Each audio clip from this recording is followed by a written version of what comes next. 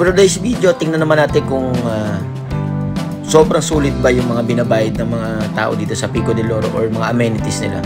Kagaya na bilyaran. Kasi syempre, di mawala yung dagat. Automatic yan. Yan ang pinupunan talaga ng tao dito. At syempre, yan yung mga breakfast buffet nila na on the spot niluluto sa harapan mo.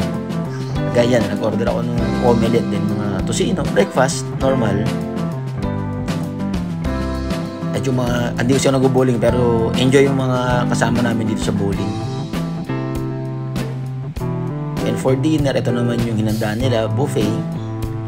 And okay naman, hindi lang sila ganun kaalat dahil syempre, ang panimpla nila is mild lang, hindi yung salty. At pagtapos naman kumain ng madami, ito naman, papawis naman habang magpahinga.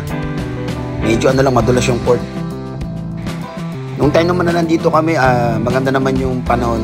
Medyo umuulan pero hindi naman siya bagyo. And isa na gusto ko ulit kahit malayo yung room, mga ganyan namang sasakyan. So, kaya madali ka rin makapunta sa kwarto mo.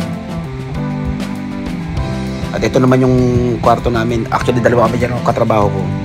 Kasi ano to, company sponsored to eh.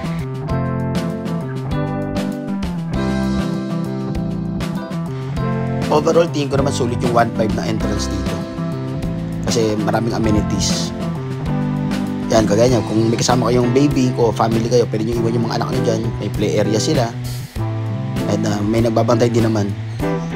Kaya okay na okay dito pang pamilya. Actually, mag-enjoy rin talaga pag pamilya kasama mo.